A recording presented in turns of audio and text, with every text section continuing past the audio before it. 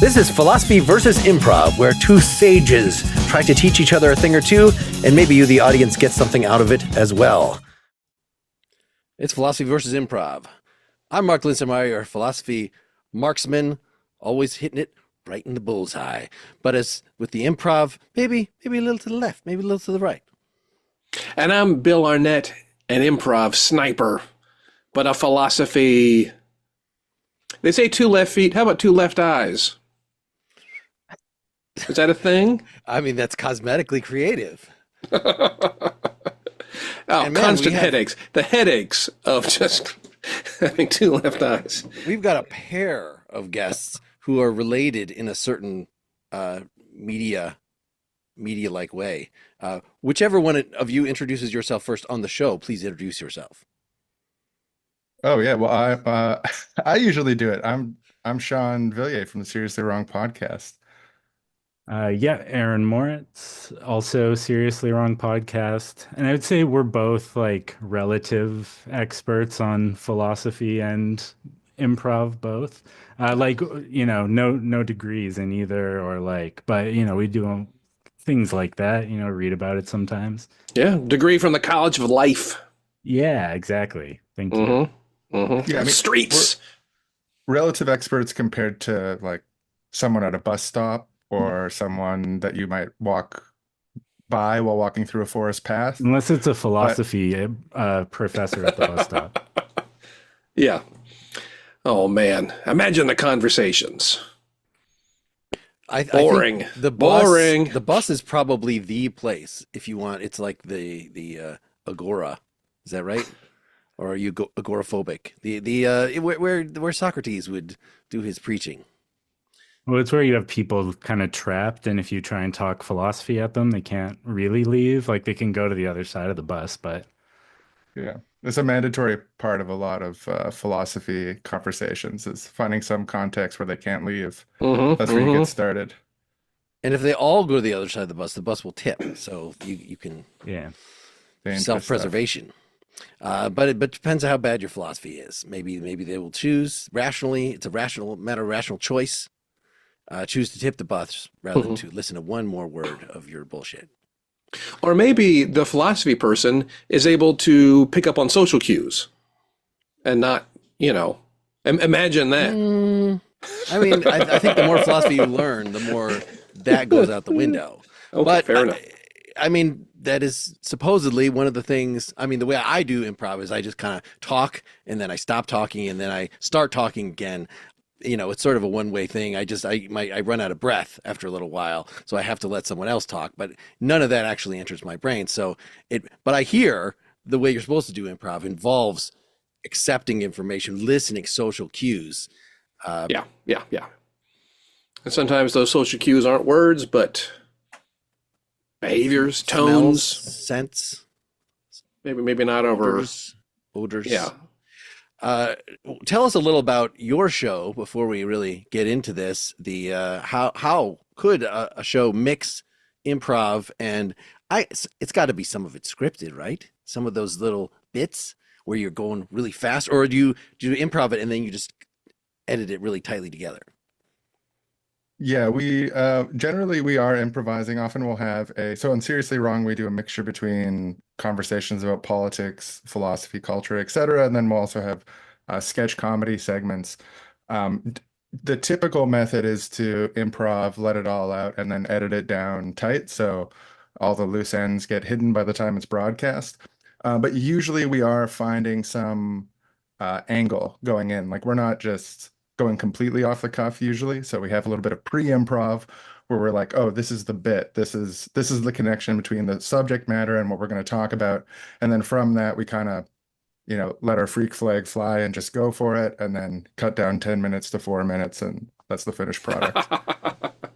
Yeah, I found doing endings is most frequently when we'll script something out, when we're like, okay, we got a lot of threads to tie together here. If we do like a full episode of improv sketches, then like trying to stick the landing, maybe we'll script some of it out. But yeah, it's like we'll pre-talk and we'll do some discussions and do jokes beforehand. So there's lots of stuff loaded up. And then, yeah, you just edit it to make yourself sound good. Wow, okay. I'm taking notes. Yeah, and sometimes we'll do a long form, like we've done episodes. We did a Christmas special last year that's just like an hour and a half of bit after bit after bit. And Hmm. something like that involves planning at every level of the process, but we're never really like reading dialogue or anything like that. It's like Curb, you know, you have these are the scenes, this is how we're gonna go through it, but each individual scene is just going with the flow. And I know that I appeared on your show in 2018, and that was episode 89. So when did you actually start this? How many years? 2014. So we just had our 10th anniversary Wow. special recently. Or I guess it was almost a year ago Hmm. now. But yeah, it's almost 10 years. Yeah, been doing Yeah, it. and we're into our 300s now. It's 323, I think was the most recent one, if I remember correctly. So yeah, got a lot of experience with this. And this format really kind of evolved organically. We started off just thinking we wanted to talk about politics and stuff. And then just in the editing process, I remember we had a conversation that was like, it feels like we just want to go a little bit further. We want to find some interesting angle. So we started with like really short fake ads, stuff like that. And then often the comments that we got back from people was, oh, I really like this bit and stuff like that. And it was some of the stuff we enjoyed doing the most too. And then it kind of evolved into a bigger and bigger part of our show over time, and then kind of became like our trademark thing that we do that's um, out of the norm. So it's core to our identity now, and it's also I mean I did improv since I was like 12, 13. I've always really loved improv, so it's one of my favorite things to do on the show too. Cool. Outstanding. It's nice to hear you all speak with such cool confidence around your process. And that's not with the quest for eyeballs that is taking over humanity at the present moment. At least this side of humanity, having people be able to speak about their process coolly and confidently is refreshing. Also, they're Canadian, so it's the Canada Dry sort of style. So we got to factor that Uh, in. So in truth, this was just pure desperation, is what we heard with a Canadian accent. Yes. Yeah. Yes, please, please watch our show. It's funny. It's really good. That's what we heard, but through a Canadian filter is what you're We telling me, we Mark. put a lot of work into it. Please, we're begging you. Yeah. We need more. I mean, Yes. we in America having just been defeated roundly. Now we're in despair. We can't talk about anything without breaking up, really. So I envy you up northerners quite We've a got bit. about a year until we have something similar. Well, you'll be up there sniffing our farts. I apologize. Uh, Very Becoming true. Canadian becoming way. becoming the 51st state is a thing in the news recently. oh, Yeah, really? I like how you only get to be one state according to this bullshit proposal that is floating around. The single You largest state. you can't have like all your province. That would be oh no that's way too much influence. Just one. Yeah, One we only great get two big state. senators. Yeah, yeah. So what is the philosophical or improvisational issue? You've been doing this. You've been muddling around on your own. You haven't had expertise like the two gentlemen that you now face. So what is a thing that you've been wondering about that we This could is bold, elevate? Mark. We could Very elevate bold. to a new level, and then you could go back to your show and you could share it around to the Canadian wilderness. Yeah, I don't know. Philosophically, what's the how do you have a good life? You got like two sentences, you can just let us know how to do that. Well, the thing about having a good life is it's not about describing it. It's about doing it. There you go. So let's do this. Let's do this. Let's get into a scene that will show all the chops that you're bringing to the table, the delicious, the rarest cuts. Bill, do you want to set us up, or do you want? I mean, do you gentlemen want to? You're probably Yeah, a little familiar with this show. Do you want to launch us into some kind of scene? I didn't think of anything beforehand. I was Well, there's a thing that in improvisation there's a technique that's called improvising an idea, where you come up with I don't something know and you about don't that. actually plan. You just say, Shawn, I'm putting you on the spot. You're on the spot. Start us a scene. Right. Okay. So the setting is that we are, four, longtime neighbors and friends who have been separated for a great time. And we're all pricks who think that we have figured out the secret to life. And we are going to pompously brag to one another about how we have unlocked the true secret to a good life. So just continuing the way I've been running Yeah. having Okay. dialogue already. trying, We trying can do to make that, it yes. easy on you. That's great. That's perfect. Yeah. Fellas! Hey, Well, my look God, who it came hasn't been on in. so Yeah. long. Yeah. Oh, they'll let anyone in here. Not even high school reunion time. Yeah, you are Everybody's looking back a in bit town. scraggly, all of you. Yeah. Yeah. How's life? Well, you look at my rumpus room and tell me. Take a look around. What do you think? How do you think life's going? You got the Wii. I guess. Yeah. You got the Looks pretty good. 1990s gaming system. The bumper pool table. You can turn the top over, play poker. I mean, it's nice, but I think there's more to life than material things. Just me, but Yeah, I mean, have you seen my wife? I mean, I've seen your wife, but have you explored? I mean, I shouldn't say.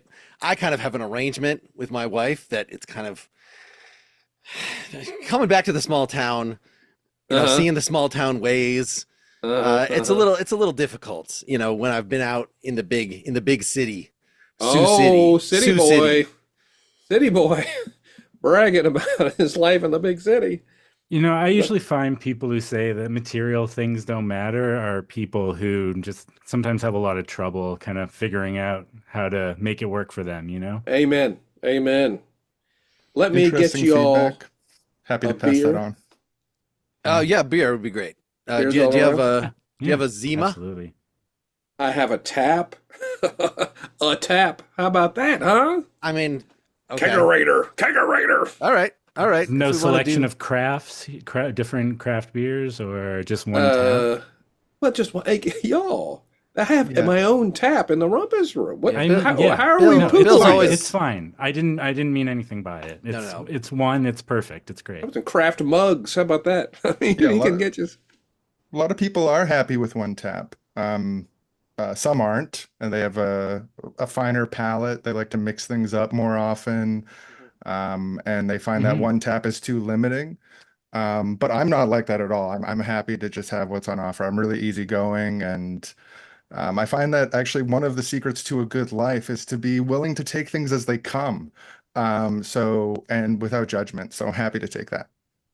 Okay. Yeah, I don't think that's right. I think that you need to express your judgments. You got to call a spade to be racist about it, and that's not a racist statement. It's just a spade. Wow. In the big Cool. city, when we run across a place that just has one option, there's two choices. You could go somewhere else, or you could go so far into that one option that you kind of come out the other side. That's like meta. Yeah, if they do one thing, but they do it really, really good and they're the Mhm. best in the world, then it's okay. Yeah. But Yeah. yeah. So- other so, than uh, that, like a bit of variety. So judging on your game systems, I'm sure this beer will be Yeah, this is nice. top shelf. Somebody didn't leave their small town, and they are regional assistant junior vice president of Midwest, South Canada, Central, Manitoba, Saskatchewan sales of shower accessories. Now, that I agree. Being a big fish in a small pond is Yeah. sometimes better than, going to the big city. But like, Yeah. who really cares about you there, right? Like, you're kind of a nobody. Kind of nobody likes you or thinks about you. Or I don't know. Well, that's what I That's tell the thing myself. that I imagine could That's happen. Yeah. that's what I tell myself Yeah. all the time. It's like I have this.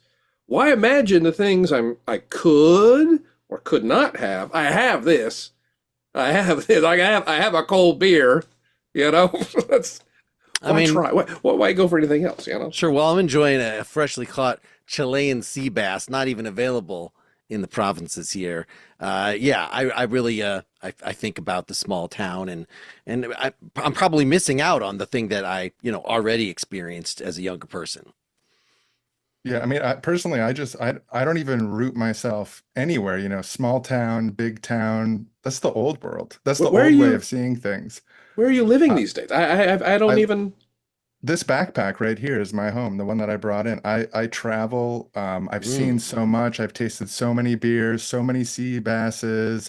I've completely separated from Melissa and the kids, and I'm What? just, I'm hitting all of the provinces, all the territories. Visited Europe. I mean, I meet people and they say, "How are you so free?" And I say, "You could be free too. You just have to let go." And it's actually. I mean, I don't envy anyone. Where do you sleep? I mean, you got a bed? You got a, Yeah, Uh, interesting definition of freedom, where do you honestly. poop? But I sorry, mean, go yeah. on. Yeah. well, Public there's washrooms, I places to guess. poop. Yeah, there's washrooms. Ugh. Big washrooms, small washrooms, public washrooms, private washrooms. You work it out when you have to go. And for sleeping, the connections that you make on the bus, on the street, people, when they meet a free person, they see, "Where are your shoes?" I say, "I don't need them anymore. I'm free." And they say, "Do you want to come sleep on my couch? Do you want to come sleep in my guest room? I've got a cheese platter." I've got cheese platter on the mind. I had one last night. I was staying with this incredible couple. We were playing Catan, and they said, "Come back anytime." And that's my day-to-day life. It's really, I have no trouble sleeping, actually. I've actually been sleeping like a baby and Well, pooping that's like a baby that's too. one way to be happy, I guess. I mean, I just have a big house with a big bed and kind of like the Mm-hmm. newest Mm-hmm. cars, and like not a lot of people in town here have the Oh yeah. car that I have. So compared to them, yeah, I would say that that's true freedom. I can kind of do whatever I want whenever I want and have whatever I want, um, because I'm rich. And yeah, it's just that's what makes me happy. So. Mhm. Right. Some I people know have where my closed next meal is definitions coming and from. Yeah. You mentioned Catan earlier. Check out this. I got a couple Catans over here on the Mm. wall. They're from Japan, and I guess they call them katanas in Japan. But I've been collecting swords and things. I mean, we made our own Samurai Catan expansion. It's pretty much the envy of the gaming community in the big city in Sioux City.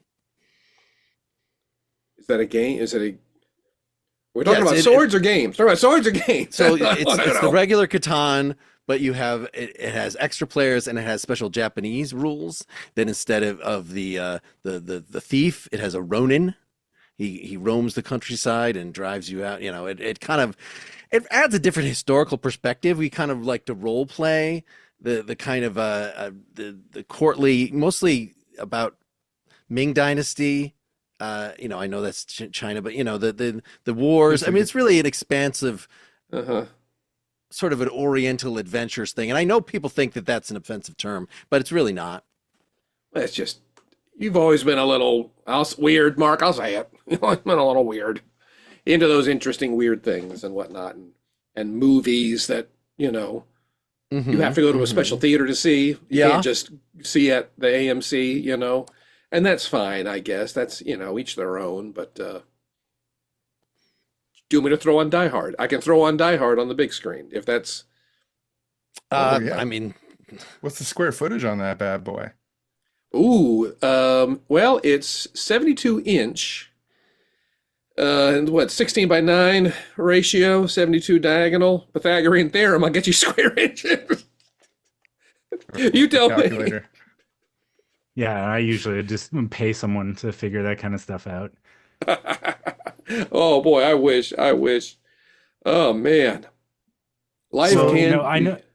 know a great appraiser if you ever want to someone to see whether those swords are knockoffs or legit, or I don't know. They look kind of, I don't want to be judgy, but they look like maybe someone made them in a garage or something. Not Well, I really got them from in Japan. Japan, but it was at the Oh, airport in Japan. So it right. Oh, was it was in Japan. They are made in Japan.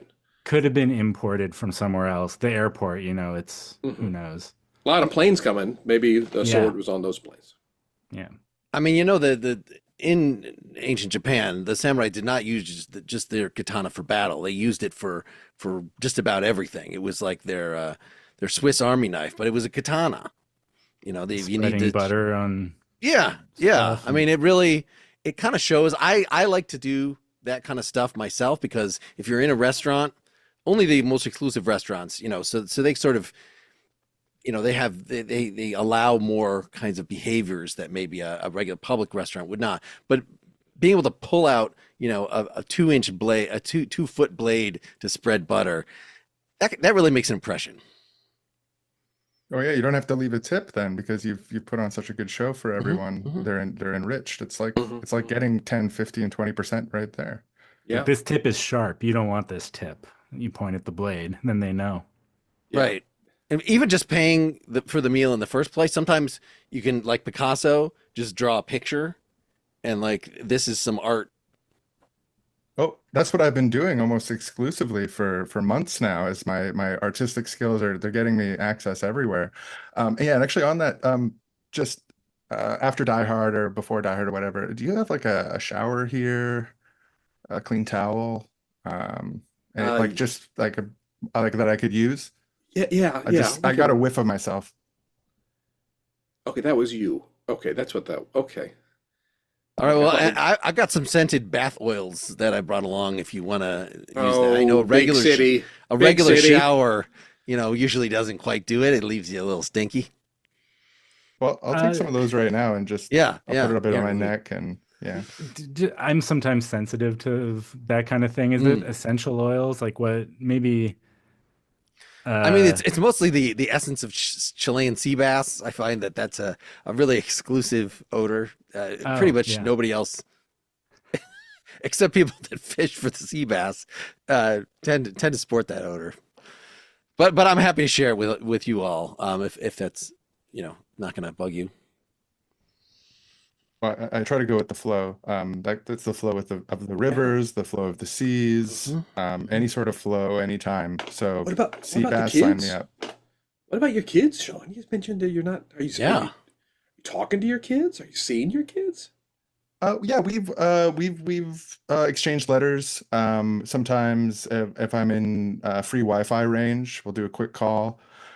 And they support it actually. They're 5 and 7, and they go to school and they say, "My dad's freer than your dad." And the other kids, like, yeah, that makes the other kids cry sometimes to think that their dad is not as free, but we all have to make sacrifices. And yeah, they're growing up incredibly. They're actually they're even going without shoes because they have positive male role models. I, does a 5-year-old have to make sacrifices? Is that what I mean? I try to provide so my children don't have to make sacrifices. Five seems a little young for sacrifices. If I'm I gonna, mean, that's why that I've It's a chosen good not to point. have kids and think really no one should have kids.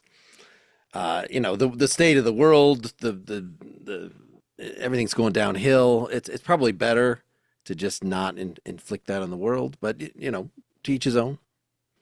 I think some people should have kids and some people shouldn't. And we have examples of both of those types of people in the room right now. And, yeah, we can figure out which is which. I don't want to let me top you up. say let necessarily. me let me get that glass top you up.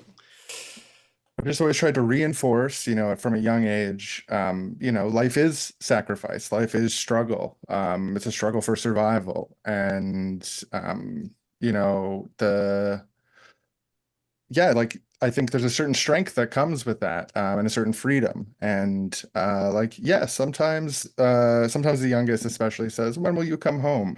And I say, I'm on camelback right now. I can't talk. Maybe someday. and he understands. Well, I think life is struggle. I think you're right. And I think if you achieve in that struggle, you get to put the plaques on the wall that show your success, you know. And I think every time I come down here and see the kegerator and the 72-inch, you know, television, it's like take that, you know, take that struggle, you know. That's that looks like. And I'm sure Aaron can. He's probably got a bigger TV than I do. Oh, yeah, much bigger. Awesome. That's awesome. That's awesome. That's a winner, right? That's Thank you. Take that struggle. I worry that this is a very conventional sort of measure. That yes, I do enjoy a big TV as much as the next person, but you know, it's more what it's made of. What, you know, if you got the OLED, a lot of people think plasma have gone out, totally. but plasma is where it's at. I mean, my TV is the night sky. My TV is the open ocean. You know, my TV is the side of the highway watching the trucks bring the goods and services to the people, you know.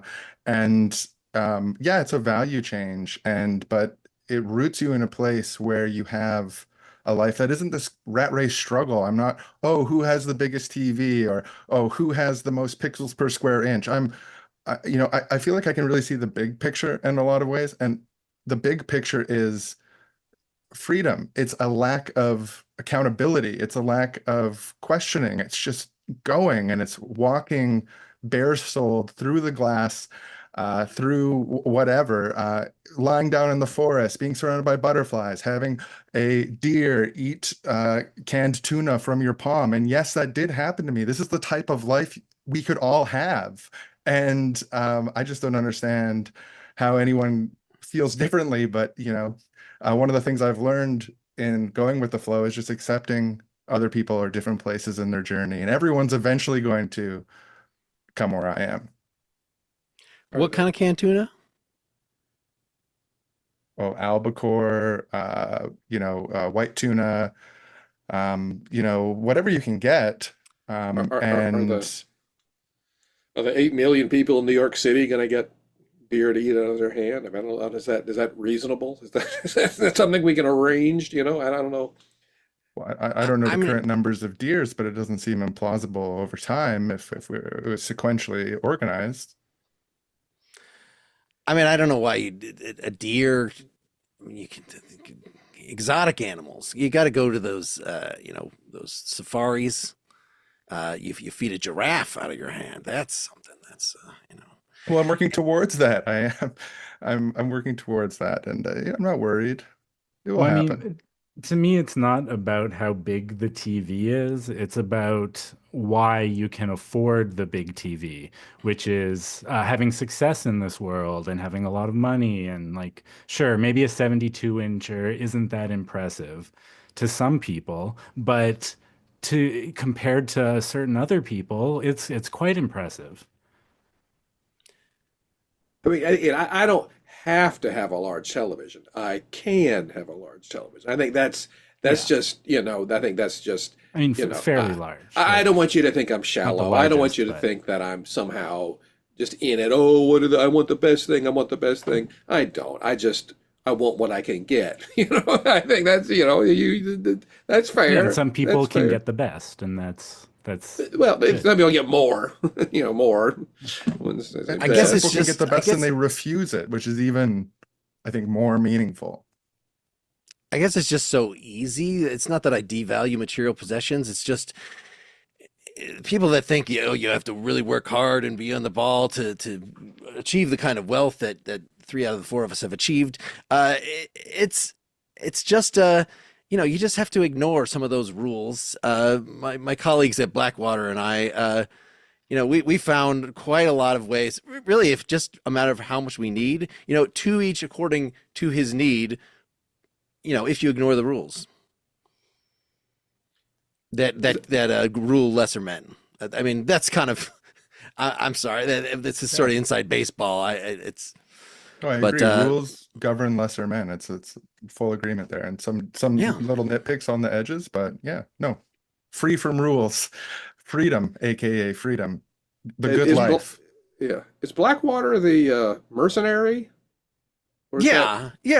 Yeah. Okay, the I mean, private we security contractors. jobs that other groups might find too distasteful. That's just money left on the table. So we just go right in there, and I mean, I don't. I send people. I don't. I sit back behind the desk. I'm not You're in gonna the office, do that. the office of absolutely. Well, I But mean, I wish you good luck with that. I mean, I think that there are good ways to earn money and bad ways to earn money, and some people might end up in jail, and other people might end up lauded as a responsible corporate CEO down the road, hopefully one day. Um, uh, Are you I mean, staying safe? Are you staying safe, Aaron? Are you staying? Tell me you're staying safe. You saw the safe? news. You saw the news. I hope you're staying safe. I'm not a CEO yet. Look, and this moment will pass, and maybe that particular CEO did some bad thing. I want to be a CEO people love, and um, That's a new thing. I think that could be that could there's some room in that space to be a CEO people like, because it seems that a lot of people don't. no, And I don't no. always. I don't. Is it jealousy? Is it I don't know. yes, I There's an don't know. epidemic of closed-mindedness, that's for sure. I see that all the time. And speaking of money being left on the table, if I find money on a table, I take it. If I find a half-eaten piece of toast on the table, I take it, and I mean, that's what freedom looks like All in right. a Well, lot of ways. I'm And the just gonna toast is put usually some. good. I'm just gonna put some money on the table right there. I mean, I'm totally cool if you need something to tide you to Oh, the next destination. thank you so much. Oh my God. This is most of the way to a bus ticket, but that's Yeah, amazing. you might have to get some of that converted because it's denaries, but they Right. accept it. Oh, You don't dumpster dive. You dumpster thrive. yeah, absolutely. Yeah. I meant that as a joke. But No, no, but quite literally, I dumpster thrive. So I appreciate you saying that.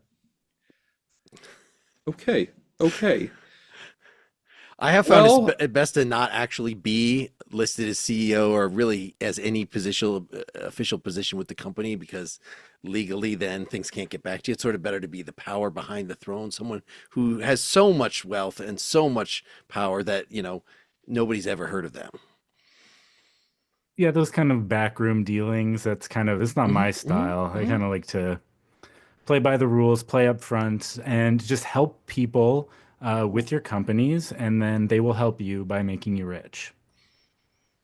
You always were a front room dealer Yes, thank you. ever since the old days.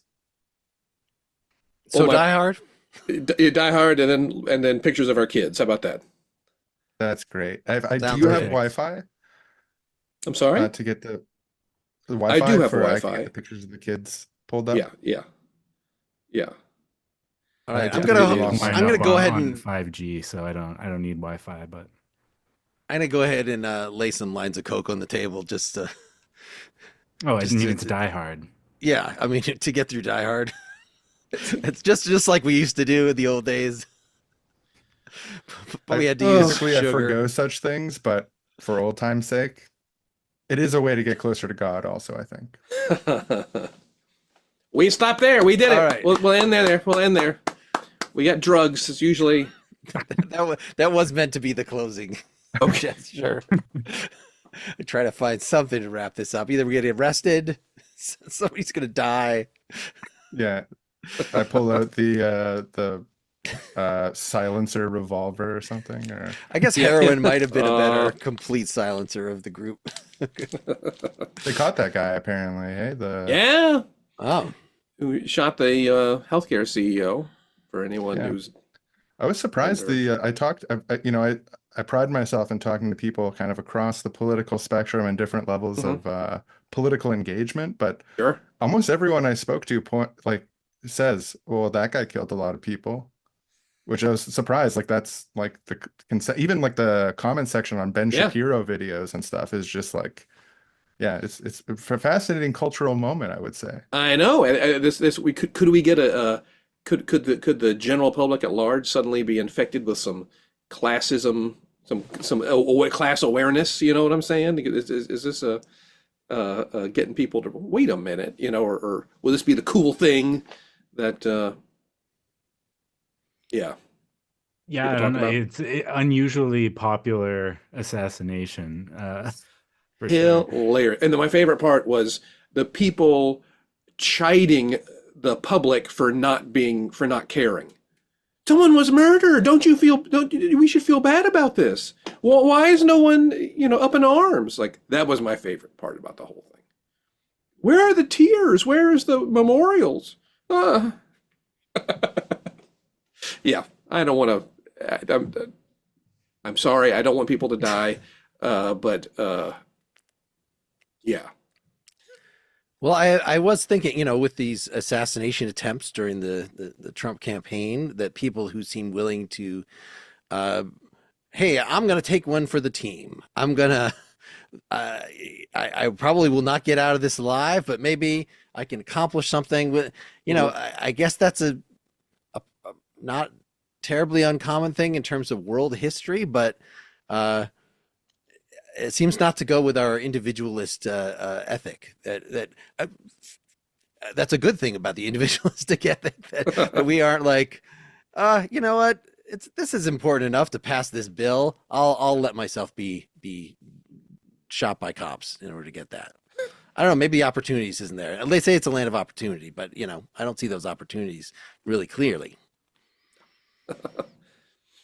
Yeah, I mean, it's I don't know if it's the best way to go about political change, but I think when people feel desperate enough, stuff like this just does occur. happen. Like you have a population large enough, and people feeling badly enough about a situation, whether that's Donald Trump running for president again, or this healthcare CEO.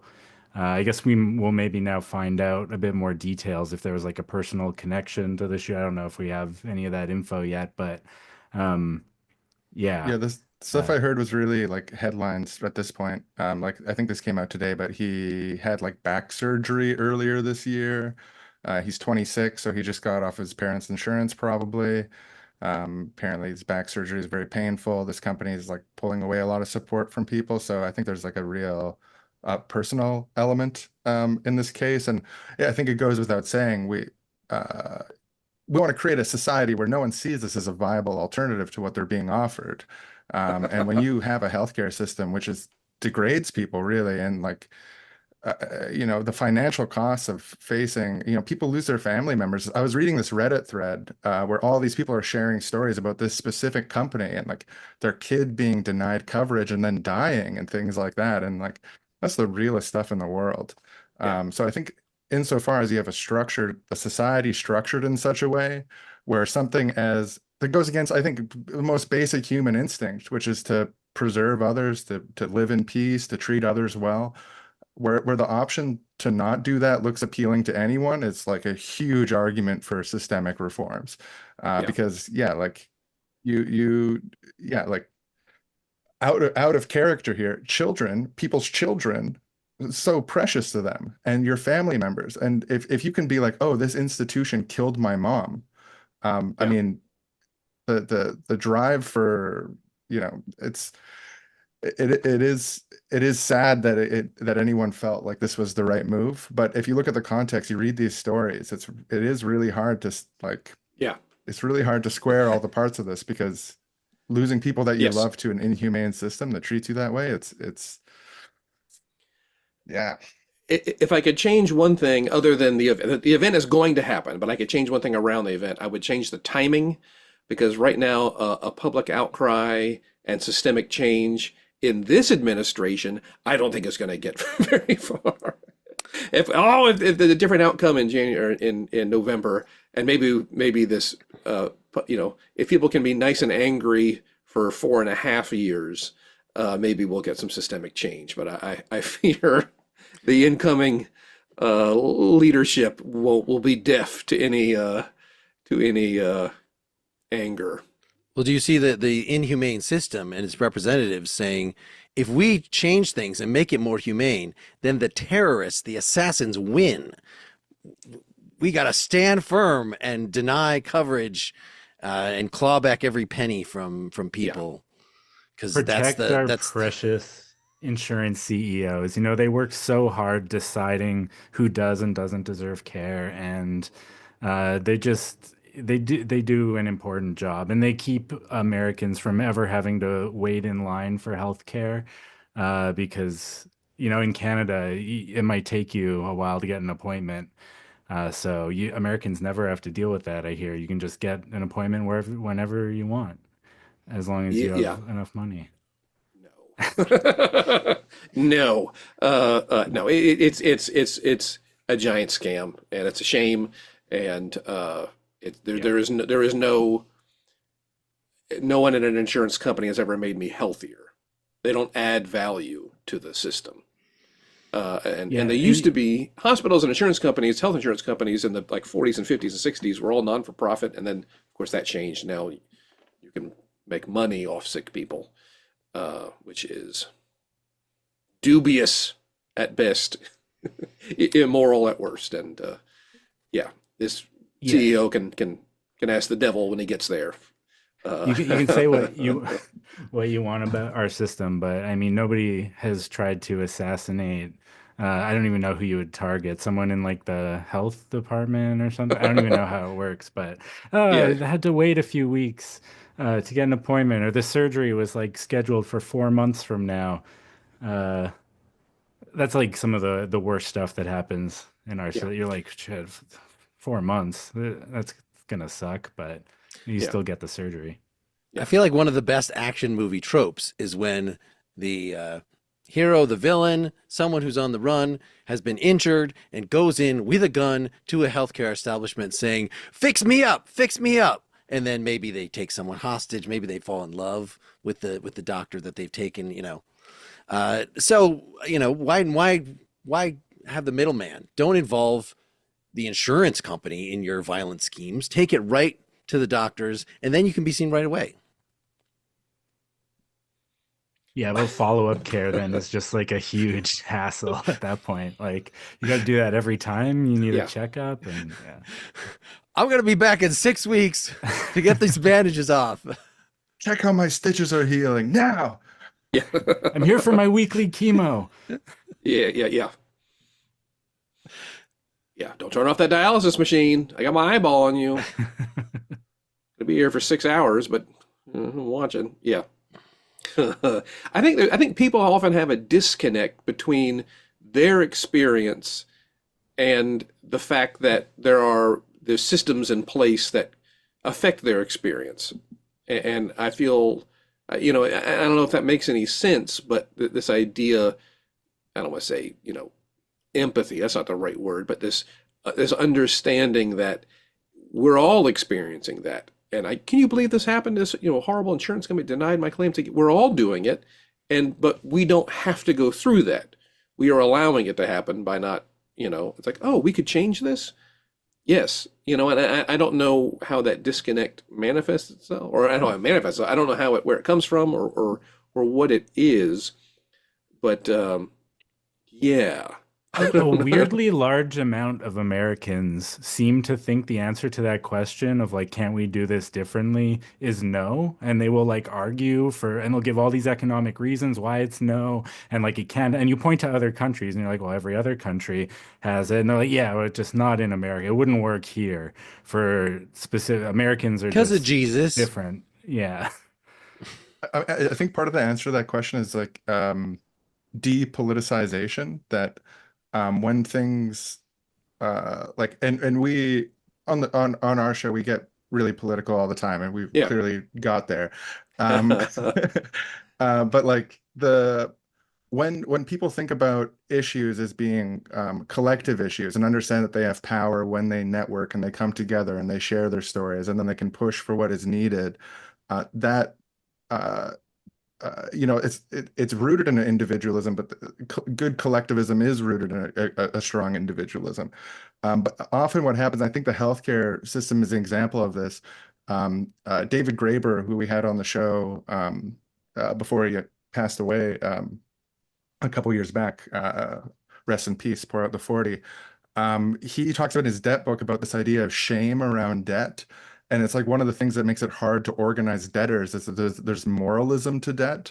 There's kind of like, oh, I'm not rich enough to get my, and I think that connects in the healthcare system where you have this incredible amount of fees and where you have medical debt to get the surgeries you need and stuff, is it connects to the sense of shame that you're not fulfilling your end of an ethical contract to be able to pay these things off. But Sure. obviously, in the way that the American system works, is people are systematically put in a position where they can never meet their moral responsibility to pay these things off.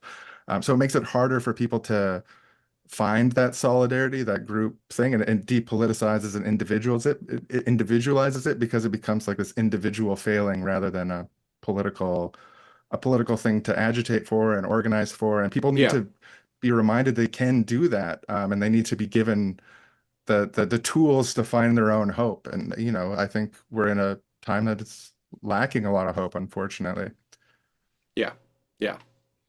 Well, I'm so glad that you could be here at the first meeting of what I hope, here's the name of the group that I'm proposing, Improv for Change, with like the number 4, because there's 4 of us.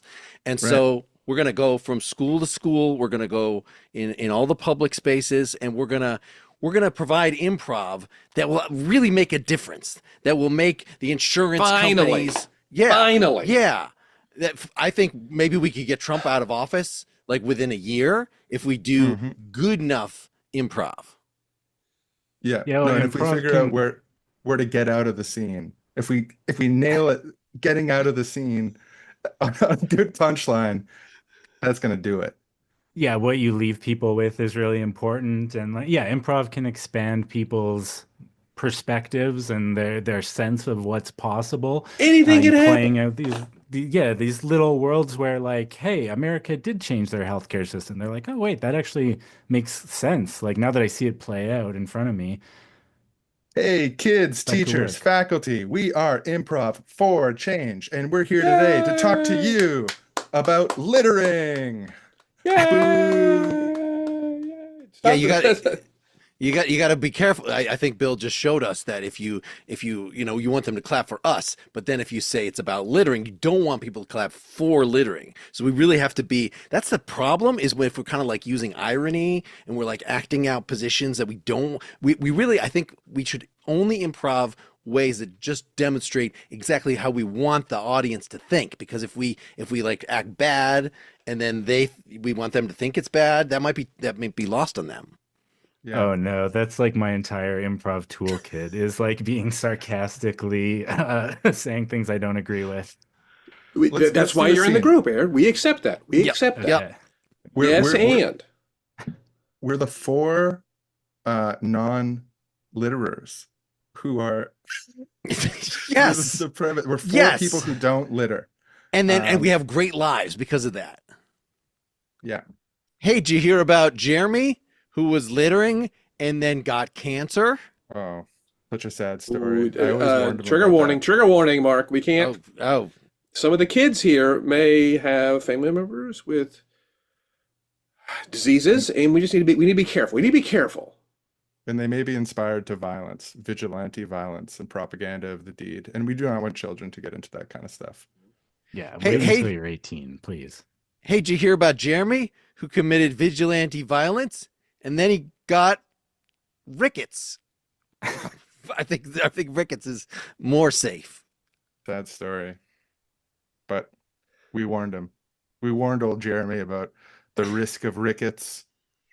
As soon as I saw him on that surveillance video, I texted him, "What are you doing, buddy?" Pick up that popsicle stick. Don't throw it on the ground. I think as a sort of a general starting point for every scene is just shitting on Jeremy. Like that might be it seems like a promising way to go. Improv for Change against Jeremy. All the Jeremys in the audience collectively cross their arms right now. They're just like, okay, again. Again on the Jeremy. Patreon exit surveys, Jeremy after Jeremy after Jeremy. Is that problematic? Should we share? What do you think people feel excluded? Should we do sometimes like about Muhammad? Should we do, can I we? think it's a common name, so I would be wary of that.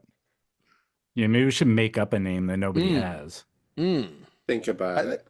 It's like an Sacrifice- everyman. We can all imagine ourselves as this person with an imaginary name. And that's how the message gets in. Geet Finkus. I think we should sacrifice the Jeremys. I think we've gotten this far. You know, we've already aired it. They're not coming back. Let's just admit it. Jeremys are over. Like We've let's just had some give good up on Jeremys. I don't want to wash our hand, the world will wash their hands of Jeremys. Jeremy Irons? Yeah, it's good acting. There was a Jeremy that when I was in like I was first grade and he was second grade, and he said anti-Semitic things. And then I went home and repeated those anti-Semitic things around a Jewish friend of the family, and it was not cool. And I had to say, look, I'm 6 years old. My 7-year-old Jeremy friend, this is an absolutely true story. Typical Jeremy.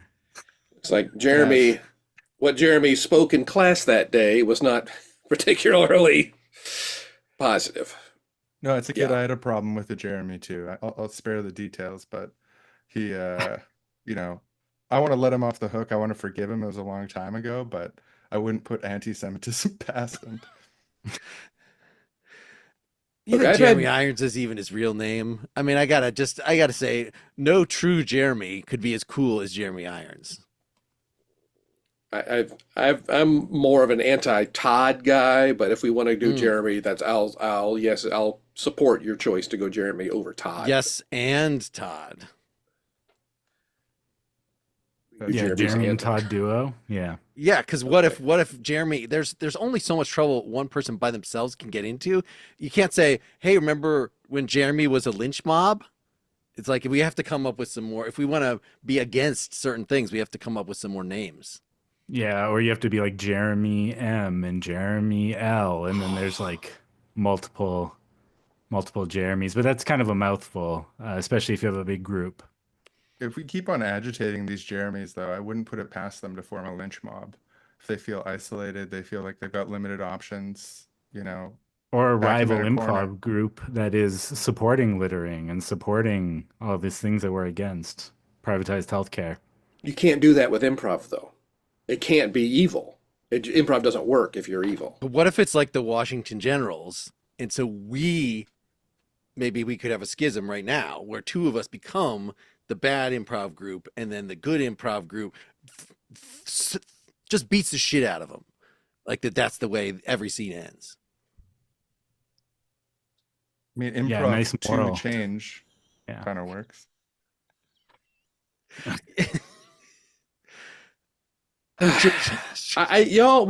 We are at MLK Elementary School tomorrow. We need to have a plan.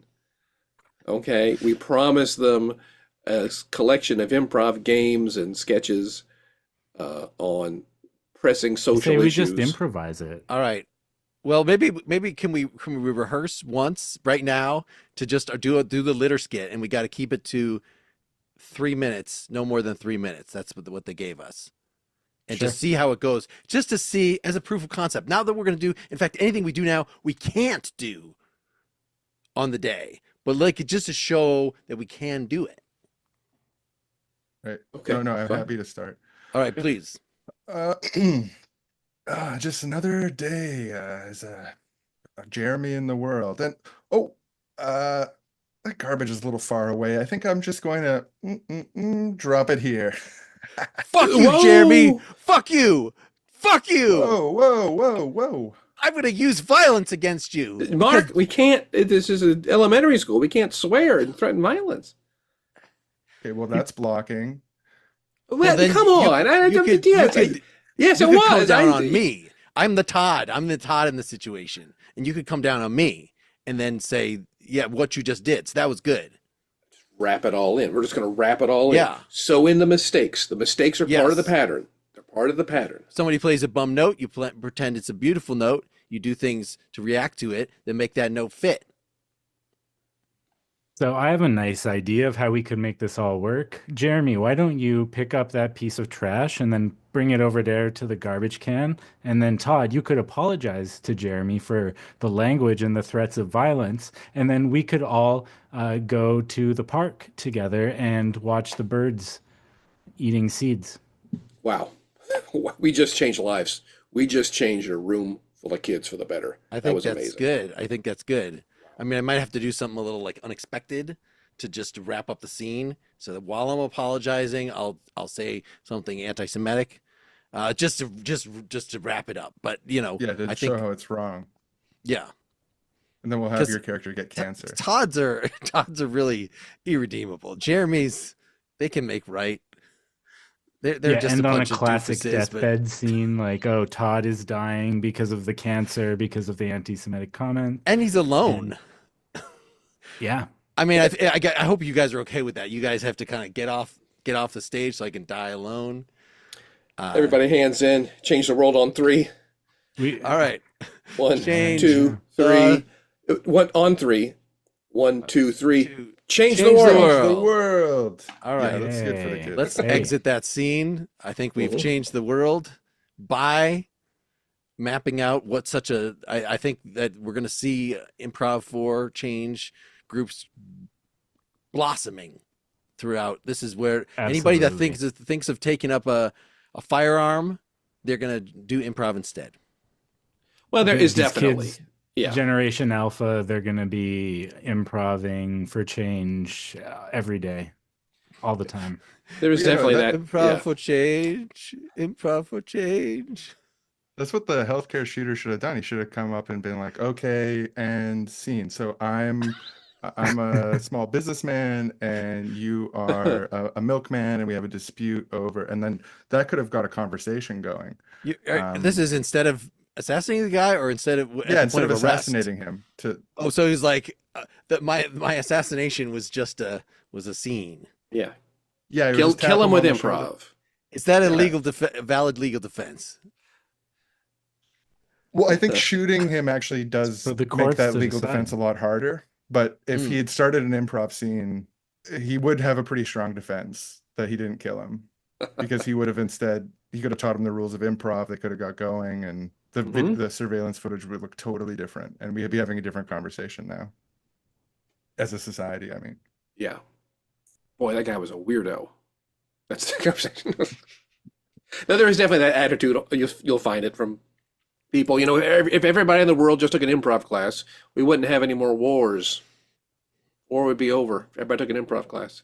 Like, you vastly, I don't know, underestimate or overestimate huge swaths of the population. Uh, But, I'll do it. I believe that a little bit. I'm like I think I did this thing once. It's called like Theater of the Oppressed, Sure. which is like this like you like really loosen yourselves up in groups Mhm. by doing. It's sort of like proto improv. Sure. It's not finding punchlines. It's about like acting silly and stuff before. And I did that at a political conference once, and it totally like changed the vibe of the whole day. And so yeah, I don't know about world peace, but I do think that a lot of like suit wearing, very serious people, like they gotta sit around, make funny faces, get weird sometimes. And if they did that, they'd be more likely to approve claims for people who need it. Some, yes. I I think- think it may be true for some. Faced with an absurd world, reacting absurdly, trying to engage people who are connected with inhumane, absurdly horrendous institutions, and just act silly around them. Seems like that's the. I used to teach a lot of corporate training improv things, and these were actually for some noteworthy grad school programs. I won't go into any names, but part of it was they would come back early for grad school from their first year. They had some internship over the summer. They would come back to school for their second year, and they had a little week-long thing where they got together and would take, here's a little workshop on improv. Here's a workshop on DEI things. It wasn't called that then, but here's a various workshops to take over the course of the week before class gets going. They're all kind of fun and silly and whatnot. And but a number of the people were like, I was making good money on my internship, and now I have to come home a week early. So it's like, oh my gosh. But in these improv workshops, you could segment the entire class, 20, 25 people, like, all right, your marketing, your management, your finance, just based on their posture as they walk in the room when they hear they're going to do improv. It's like, oh my gosh, some of these people are just not going to enjoy this. And will guarantee they have made the choice to not enjoy it. If I want to go a little bit further, they have chosen to not enjoy themselves. Favorite ever question asked at one of these things. And again, a good number of people are like totally down to clown, having fun, having a great time. But my favorite question ever in the first 5 minutes was someone raised their hand and said, what are the takeaways? Like, we haven't started yet. What do you mean? We haven't even... Do you know my name? What are the takeaways? I just want the bullet points so I can kind of tune out for the rest of this thing. Yeah. Well, you give me the takeaways, I'll judge them, and then tell you how I feel about it. We have now run the normal chronological course of one of these episodes, so I want to ask my guests, what are your takeaways? In the improv world, in the philosophy world, what are you going to bring back to your show and make it a richer, more pleasant place to be? Bullshit something good. You talk about sticking the landing. Here's your chance. Well, I think that making everyone do improv, at the very least, if it doesn't loosen them up and cause world peace, at the very least, we can humiliate some of the people who most deserve to be humiliated in the world. And if that's all we get, then that's enough for me. I concur. Yeah, there's very few single things that will cause world peace, but I think there's a lot of things that could help.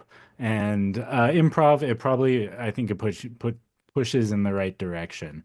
People have to like meet other people where they're at and kind of think from the perspective of someone else and think on their feet a little bit. I think in general, it's good. Like you could maybe improv your way to like being more evil, but that would probably not happen as frequently. So I think overall, I do quite seriously, having had done this for so long, do believe that the required empathy and the required mindset to really improvise well precludes some degree of selfishness and precludes some degree of quote unquote evil.